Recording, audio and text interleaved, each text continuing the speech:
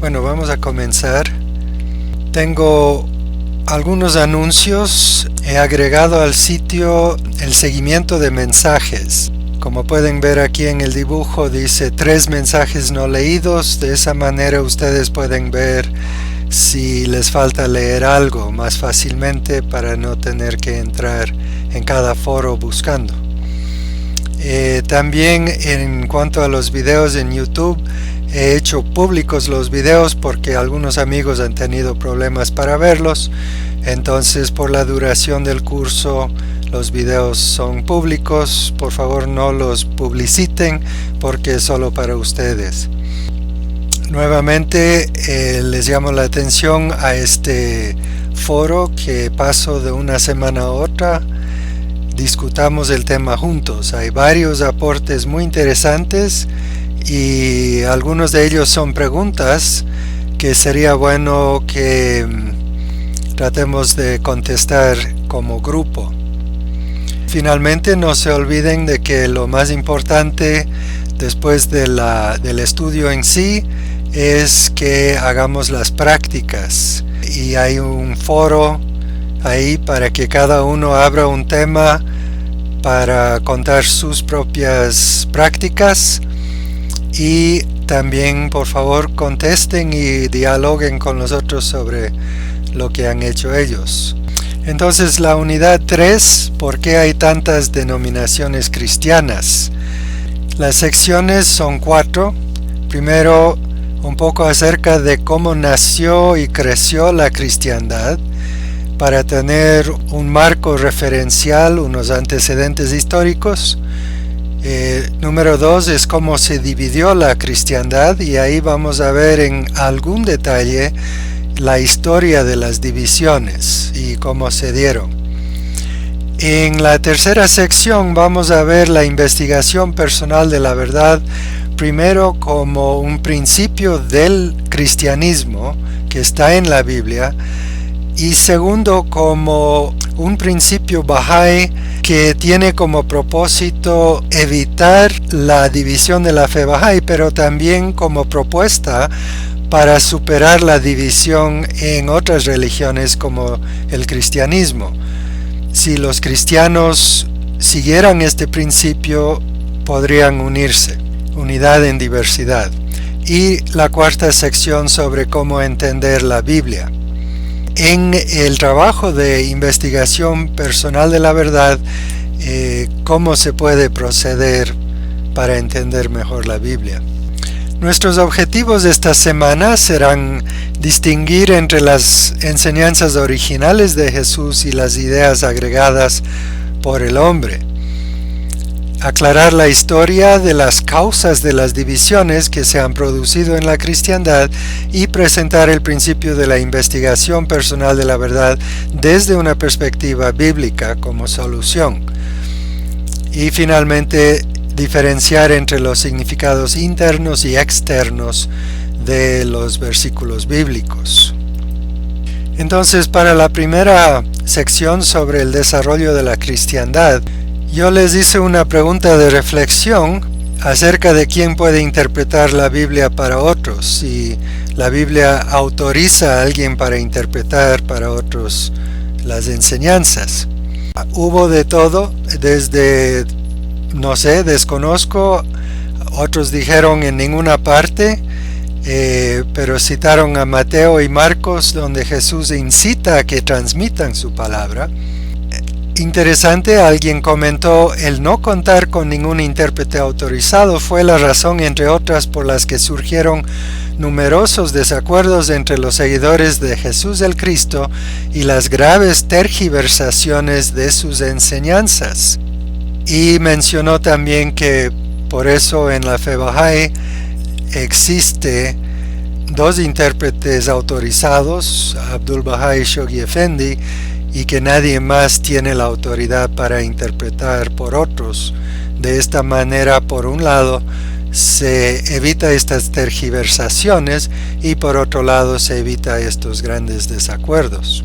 En el texto se menciona en esta parte varias influencias externas que fueron moldeando la cristiandad. En primer lugar, los apóstoles adaptaron su mensaje a la forma de pensar y a las costumbres, los símbolos, el lenguaje de cada pueblo al que enseñaron. Por eso vemos diferentes maneras de enfocar quién es Cristo que enseñó en los diferentes apóstoles, los diferentes evangelistas, los que escribieron los evangelios, según el pueblo al cual enseñaron. Se ve grandes diferencias, por ejemplo, entre Pedro y Pablo. También Juan tiene un enfoque muy diferente, y fue por esta razón principalmente, también porque procedieron de diferentes culturas ellos mismos. Sin embargo, esta adaptación del mensaje causó ciertas disputas entre los apóstoles, y aclaro que apóstol en realidad solo significa mensajero, y fueron los maestros viajeros de aquel entonces los que se levantaron para difundir las enseñanzas de Cristo. Se llamaron los apóstoles o mensajeros. También hubo diferentes grupos judíos, como diferentes denominaciones o divisiones del judaísmo, principalmente los fariseos y saduceos, que son mencionados en el Nuevo Testamento, y fue necesario hablar en un idioma apropiado para cada uno de ellos. El cristianismo llegó a ser conocido como la secta del Nazareno, refiriéndose a Jesús, que era de Nazaret. La gente creía que era una secta más del judaísmo, junto con los fariseos, saduceos y otras sectas menores. Y Pedro principalmente, junto con Jaime también, o Santiago, eran los líderes de esta secta del Nazareno. Y presentaron al Jesús como el Mesías, que, como vimos en la lección anterior, significa el Cristo en griego, es decir, el ungido, lo cual significa rey, y el esperado rey de los judíos. También influyeron en la formación del cristianismo desde sus principios ciertas creencias y prácticas paganas, particularmente las mitraicas, que eran seguidores del dios Mitras. Y Pablo se dirigía principalmente a este grupo, a los romanos no judíos que tenían estas creencias y prácticas paganas. Por tanto, su mensaje es sumamente diverso respecto al mensaje de los otros apóstoles. Él presenta más bien a Jesús como el Salvador, ya no el Mesías, porque Mesías era el esperado de los judíos. Él tradujo esta palabra Mesías al griego como el Cristo, y lo presentó como el Salvador, que había dado su sangre para salvar a la humanidad de sus pecados, tal como se hacían sacrificios de sangre al dios Mitras para redimir a los pecadores. Entonces, en el rotafolio vemos una línea de tiempo. Después del nacimiento de Jesús, a los 33 años fue crucificado, y los evangelios recién fueron escritos entre los años 70 y 90 o 100, y no por los seguidores originales, sino por los seguidores de esos discípulos, porque todo el mundo creía que Jesús iba a volver durante la vida de los discípulos. Dijo: no pasará la presente generación antes de que vuelva. Sin embargo, interpretaron mal esas palabras. Entonces, como no regresó Jesús durante la vida de los primeros discípulos, los seguidores de ellos escribieron los evangelios para rescatar la palabra y poder pasarla a las siguientes generaciones. En los años 300 el cristianismo se convirtió en la religión oficial del Estado romano y fue unificado en el sentido de unidad en uniformidad, que todos tenían que creer lo mismo, que entender lo mismo. y en el año 1054 comenzó la división, o más bien se consolidó la división que había comenzado mucho antes entre la Iglesia Católica Romana y la Iglesia Ortodoxa Oriental. Católico y ortodoxo significan lo mismo, solamente que el uno es en latín y el otro es en griego. Y alrededor de 1500 se dio la Reforma y se formaron principalmente las divisiones luterana, anglicana, calvinista, separatista, bautista romano, metodistas, episcopales, etc. Y ya en 1844, con los movimientos de la renovación espiritual, en espera del retorno de Cristo, se dieron los mileritas, adventistas, testigos de Jehová, pentecostales, salvacionistas, apostólicos, etc.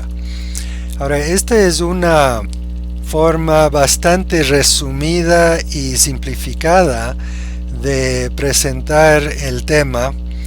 Hay otros gráficos que se presentan más adelante en esta sección 2 de cómo se dividió la cristiandad. Pero antes de eso quisiera referirme a las respuestas que algunos de ustedes dieron sobre las principales diferencias entre las denominaciones cristianas. Han mencionado de todo: adoración a imágenes, culto a la Virgen María y a los santos. Otros no lo aceptan. La existencia del alma, si existe o no. Por ejemplo, testigos de Jehová no creen en un alma espiritual eterno, sino que regresamos en el cuerpo. La aceptación de los dogmas, diferentes dogmas o diferentes formas de culto en cada grupo. Unos reconocen al Papa y otros no. Unos prohíben unas cosas y otros otras cosas. El uso de cierta ropa o alimentos difiere en diferentes grupos. Por ejemplo, el grupo en el cual yo nací, el Bruderhof, las mujeres se tapan la cabeza con un paño, como dice Pablo que deben hacerlo. Otros grupos no comen, por ejemplo, la carne de chancho. Unas adoran a la Virgen María, otros no. Unos hacen bautismo mediante sumersión, otros regando agua santa en la cabeza. Tienen diferentes ideas sobre la ascensión de Jesús y la Trinidad, y de diferentes símbolos y analogías en la Biblia. Unos sacerdotes pueden casarse, otros no. Unas pueden tener sacerdotes mujeres y otros no. Pero creo que si miramos todos estas diferencias, la mayoría de ellas son aspectos de leyes sociales, del entendimiento de cómo es la ley social. Hay unos pocos que son cuestión de interpretación de las enseñanzas de Jesús, pero tampoco son las enseñanzas más esenciales en el sentido de las cualidades espirituales que debemos tener. Muchas de las partes secundarias, como la indumentaria, tienen más que ver con una cultura, de la cultura de la cual surge la persona, y menos que ver con principios religiosos. Entonces, la historia de las divisiones es una lectura un poco larga. Tenemos 40 páginas esta semana, y la mayor parte es esta sección.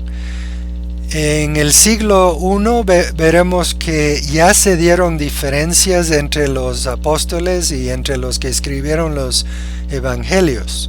Incluso hubo discusiones un poco fuertes que fueron mencionadas en el Nuevo Testamento. Durante los siglos II a V, en cambio, tuvimos varias interpretaciones que fueron agregadas por los llamados padres de la iglesia. No eran papas, sino eran teólogos reconocidos. Cada uno escribió libros tuvieron sus seguidores y formaron ya grupos en torno a estos padres de la iglesia, y en algunos casos hubo discusiones bastante fuertes que decayeron en derramamiento de sangre incluso.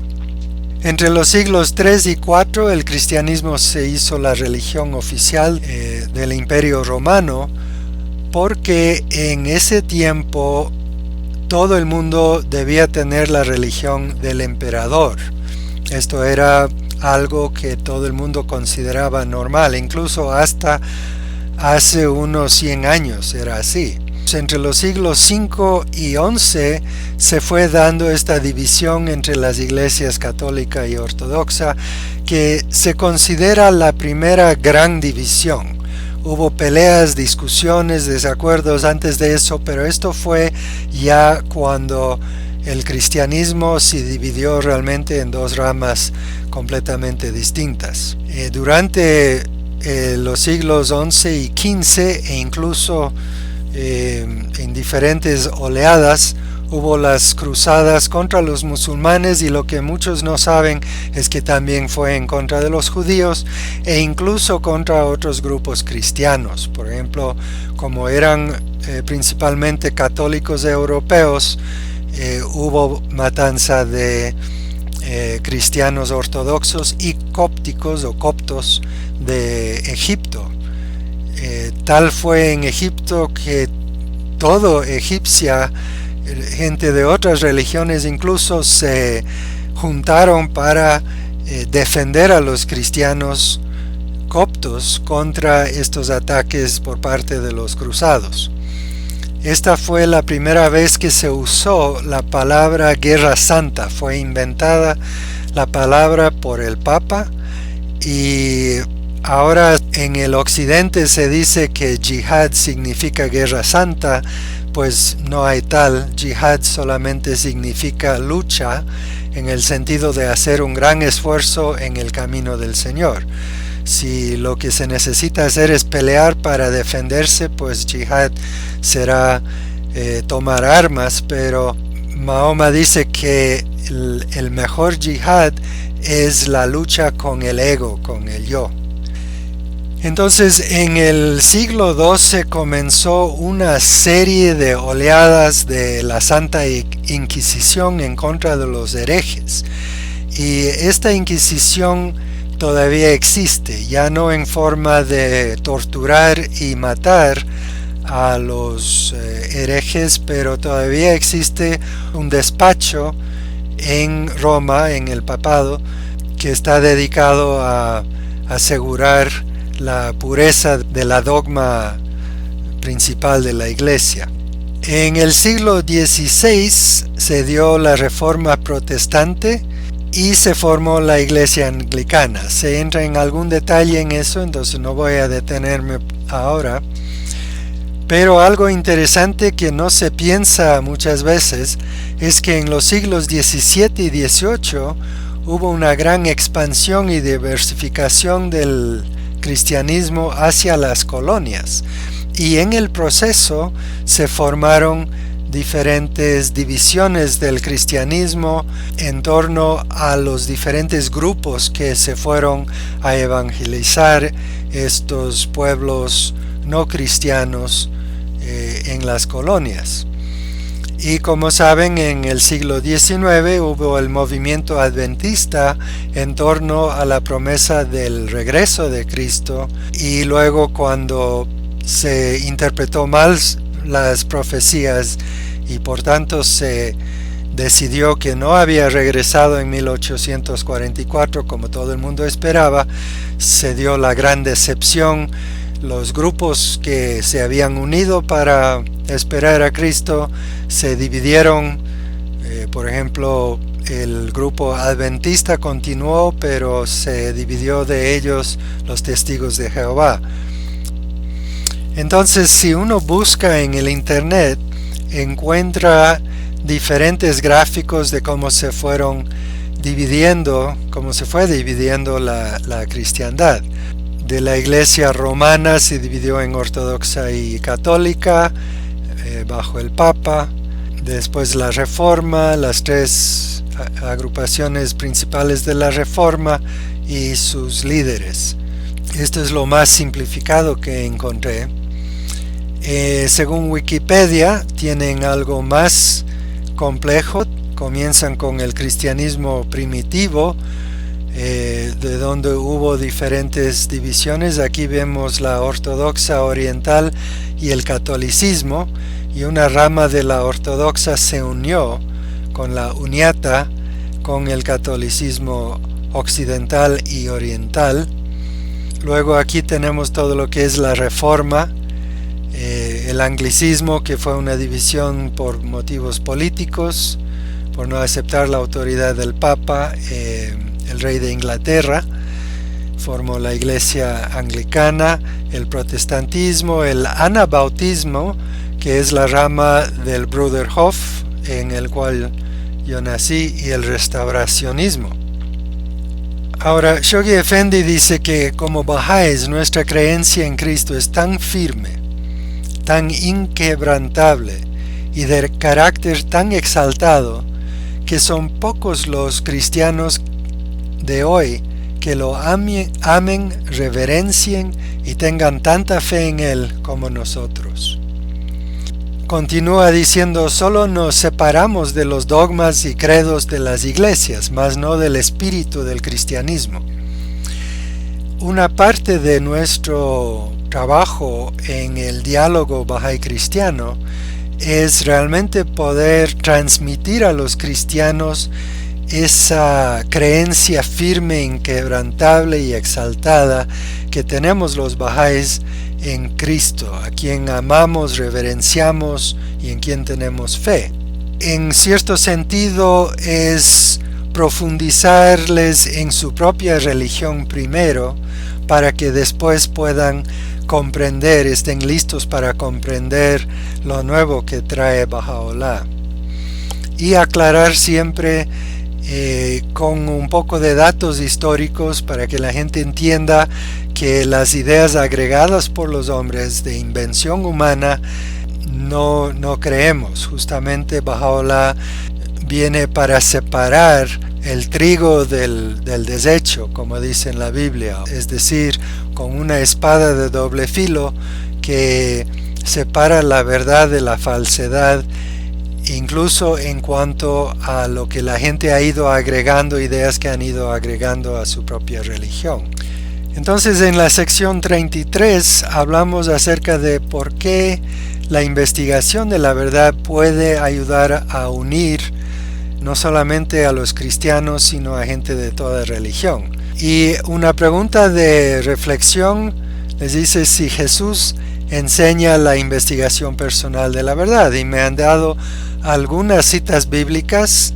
En Mateo 6:33 dice: buscad primero el reino de Dios y su justicia, y todas estas otras cosas serán añadidas. Aquí la palabra clave es búsqueda, que realmente requiere de un esfuerzo individual y también grupal de toda la comunidad en conjunto. En Mateo 7:7 también dice: pedid y se os dará, buscad y hallaréis, llamad y se os abrirá. También una búsqueda. Y en Juan 1:4 dice: amados, no creáis en todo espíritu, sino probad los espíritus si son de Dios, porque muchos falsos profetas han salido por el mundo. Recordemos que la palabra profeta en el cristianismo es traído del judaísmo. Profeta es lo que los Bahá'ís entendemos como profeta menor. Sin embargo, en el Nuevo Testamento, la palabra profeta a menudo solo significa alguien que enseña. Profetizar significa salir a predicar. Entonces, muchos cristianos no se dan cuenta al leer la Biblia de que están leyendo profetizar como salir a esparcir la buena noticia, a predicar, llamar a la gente hacia Dios, o enseñarles con un cierto sentido de autoridad, de que yo sé algo y ustedes deben escucharme. y hubo falsos profetas tanto entre los judíos que decían ser el Mesías y también dentro de la misma cristiandad hubo falsos profetas que fueron como lobos que dividieron el rebaño de Jesús, imponiendo sus interpretaciones particulares en los demás. Y es que principalmente Baha'u'lláh nos enseña que el clero es el que divide la religión. Jesús tuvo palabras muy duras respecto a los fariseos y saduceos que estaban dividiendo a la gente con sus interpretaciones y volviendo a la gente en contra de Jesús. Esto también se encuentra en el Antiguo Testamento, por ejemplo en Sofonías, que dice sus profetas, es decir sus predicadores, son impertinentes, traicioneros, sus sacerdotes profanan las cosas santas y violentan la ley. Ya se cuestionaba el rol del sacerdocio en ese entonces. Jesús dice, ay de ustedes maestros de la ley y fariseos, hipócritas. No practican lo que predican, todo lo hacen para que la gente los vea. Les cierran a los demás el reino de los cielos, o sea, impiden a que la gente realmente encuentre a Dios y en este caso reconozcan a Jesús. Dice, dejarlos, son guías ciegos. Si un ciego guía a otro ciego, ambos caerán en un hoyo. Entonces está llamando a la gente a no hacer caso a los sacerdotes porque impiden a la gente reconocer al prometido. Abdul-Bahá confirma esto que dijo Jesús, dice, no comprendieron las escrituras ni las gloriosas verdades que ellas contenían. Conocían la letra de memoria, pero del espíritu de vida allí encerrado no comprendían ni una palabra. Y vemos hoy en día lo mismo. Hay predicadores que saben la Biblia de memoria, pero cuando uno habla con ellos se da cuenta de que realmente no han entendido el espíritu encerrado en esas palabras. Por eso hay que tener muchísima paciencia al hablar con personas así. Como ustedes ya reconocieron, hay varias citas bíblicas desde el Antiguo Testamento que llaman a la gente a investigar. En Génesis dice, ¿acaso no son de Dios las interpretaciones? Es decir, ¿cómo así pueden ser sujetas a la interpretación humana? En Juan, Jesús dice, conoceréis la verdad y la verdad os hará libres. La libertad para buscar y entender la verdad. Como mencionaron ya Mateo 7:7, en Lucas 8:8 y Mateo 13:13 llama a la gente a oír con sus propios oídos y ver con sus propios ojos. En Marcos hay bastante consejo por parte de Jesús acerca de la importancia de estar atentos, de buscar, de velar, de estar despiertos con los ojos bien abiertos para poder reconocer el retorno de Jesús en su momento, porque vendrá como un ladrón en la noche. Entonces este principio bíblico de la libre investigación de la verdad se aplica no solo al reconocimiento de Jesús y de entendimiento de sus enseñanzas, sino también al reconocimiento del retorno del Espíritu de Cristo. Y también en Pedro 1, 19 y 20, que ninguna profecía, es decir, ninguna enseñanza o prédica de la Escritura es de interpretación privada, porque no fue traída por voluntad humana, sino los santos de Dios hablaron de parte de Dios, siendo inspirados por el Espíritu Santo. Entonces, Cristo no trajo simplemente una interpretación del Antiguo Testamento, sino que fue inspirado por el Espíritu Santo para dar nuevas enseñanzas de Dios. De la misma manera que Baha'u'lláh no está simplemente interpretando lo que Jesús dijo, sino trayendo una nueva enseñanza a la humanidad. Y en la fe Bahá'í sabemos que uno de los principios más fundamentales es la libre investigación de la verdad. Y hay muchas citas, apenas dos de ellas ante mi vista. Lo más amado de todas las cosas es la justicia. Con su ayuda verás con tus propios ojos y no con los ojos de otros. Conocerás por tu propio conocimiento y no mediante el conocimiento del prójimo. Y suena un poco a lo que Cristo dijo: el que tenga oídos que oiga, el que tenga ojos que vea. Y Abdu'l-Bahá también dice que la ciega imitación del pasado atrofia la mente.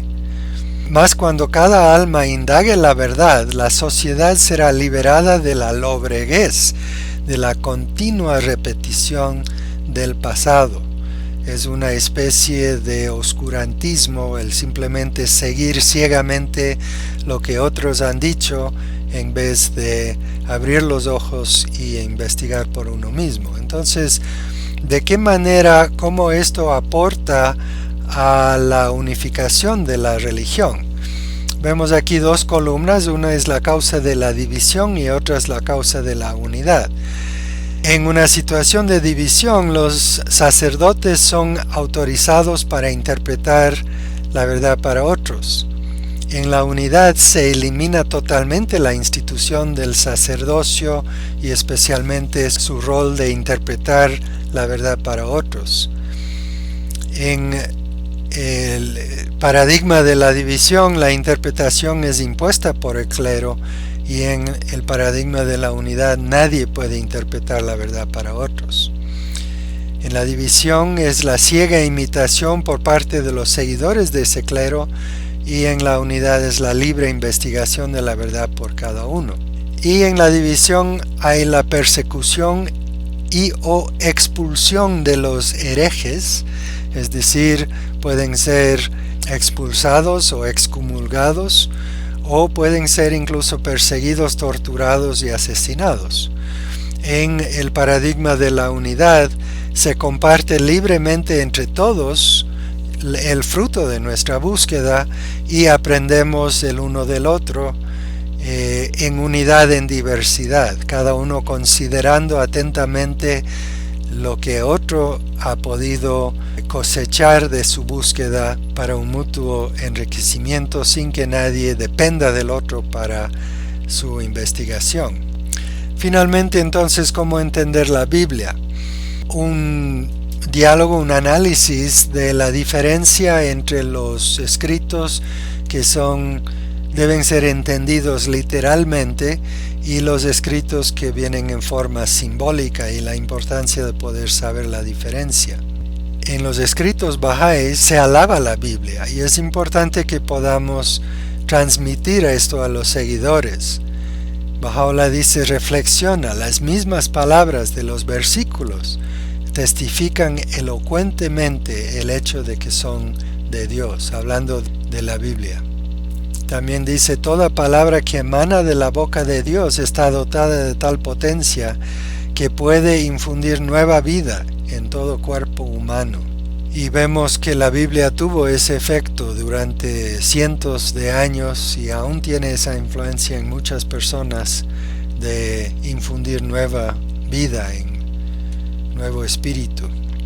Abdu'l-Bahá, en una Biblia antigua, le pidieron escribir una apreciación y él escribió: este es el libro sagrado de Dios de inspiración celestial. Es la Biblia de la salvación, el noble evangelio. Es el misterio del reino y su luz, la generosidad divina, el signo de la guía de Dios. Shoghi Effendi aclara, sin embargo, que cuando Abdu'l-Bahá afirma que creemos en lo que está en la Biblia, él se refiere a su esencia. No es que creamos que cada palabra debería ser tomada literalmente, o que toda palabra sea los auténticos dichos del profeta. Entonces, algunas de las palabras que son textualmente de Jesús son simbólicas, y por otro lado, otras enseñanzas, por ejemplo, la enseñanza de Pablo de que la mujer debe taparse el pelo o si no raparse, es de su propia cosecha. Entonces hay que saber diferenciar entre los unos y los otros. Entonces con eso terminamos mi breve resumen de algunos puntos de la próxima semana. Hay una lectura muy rica para esta semana. Sugiero leer más o menos 10 páginas por día para que no se les haga muy pesado. Son 40 páginas en total y hay unos pocos ejercicios. Si alguien desea ayudarnos a agregar nuevos ejercicios para la próxima vez que damos este curso, incluso si lo hacemos en forma ya no virtual sino mediante una especie de círculo de estudios, sería bueno que me manden sus sugerencias para más ejercicios. Algunos de ustedes sé que ya imprimieron y anillaron su rotafolio. Han dicho que es muy útil tenerlo así, incluso para el propio estudio de uno y especialmente para sus prácticas y poder compartir. Algunos ya han comenzado sus prácticas, están hablando con sus amigos cristianos. Algunos han formado una hogareña específicamente para hablar de temas cristianos o para un diálogo bahá'í cristiano. Todas estas ideas son maravillosas. Lo importante es realizar las prácticas. Esto es, se puede decir, el 50% del valor de este curso. No son solamente prácticas en el sentido de a practicar para ver cómo nos va. En realidad estamos haciendo enseñanza y estamos haciendo expansión con esto, que es el propósito. Y por favor, informen sus logros y aprendizajes en el foro de prácticas. Como pueden ver aquí, hay una práctica que dice reporte sus prácticas semanales. Sería bueno que cada uno tenga un tema de foro para sus propias prácticas y no tengamos todos los informes bajo un solo tema, sino que cada uno tenga su tema y que vaya cada semana agregando algo nuevo acerca de cómo ha avanzado en sus prácticas. Aquí está ya la guía de estudio cargado. También les recuerdo que hay un foro que dice discutamos este tema, que voy pasando el mismo foro de semana a semana para que no nos llenemos de pequeños foros que se vayan perdiendo. Y hay unos temas muy interesantes que ya se han planteado, preguntas que se han hecho. Una persona que ojalá estará con nosotros es Winona Lineberger. Ya se registró en el sitio, ya le inscribí en el curso, pero ella vive en una zona rural de Costa Rica y no tiene buen internet. Entonces esperamos que pueda asistir y por lo menos aportar algunas ideas valiosas a este curso, porque ella fue monja y se formó en teología y diferentes aspectos en la Universidad Pontificia en Roma, y ojalá pueda aportar algo a nosotros. Bien, entonces si hay comentarios, preguntas, reclamos, aportes, cualquier cosa, por favor. Si alguien desea usar el micrófono, avísame, le puedo dar el micrófono. Karma tiene una pregunta. Trató de entrar en el webinario de la semana pasada, pero no pude. La pregunta es si los webinarios son con más material de lo que tú estás dando ahora mismo. Ya, el webinario solamente es la grabación de estas sesiones en vivo. Entonces no he agregado nada más a lo que se ha captado de la pantalla durante el webinario. Sé que algunos tuvieron problema para ingresar y la razón es porque su cuenta en YouTube está asociada con un correo electrónico diferente al que yo estoy usando. Entonces, para evitar esos problemas, simplemente abrí los videos públicamente, ya no están reservados esos videos y cualquiera podrá verlo. De esa manera ya no van a tener problema para ingresar. Pero como digo, no es para el público en general, entonces por favor no compartan los videos en línea o en el Facebook o algo así. Es solo entre nosotros. No he comenzado a contestar las preguntas de reflexión dadas para el 4 de febrero. Sí, es importante, siempre activo las preguntas de reflexión el sábado de mañana para que tengan un día y medio más o menos, casi 2 días, para responderlas antes del webinario, porque me gusta incluir sus respuestas en el webinario.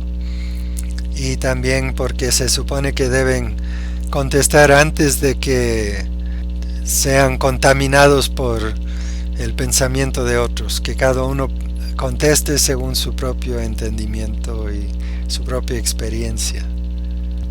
Sí, a veces no están el fin de semana, tienen razón. Es más para que sea de mayor utilidad para ustedes que pido eso, pero si alguien no puede hacerlo, pues no es ninguna tragedia, se entenderá.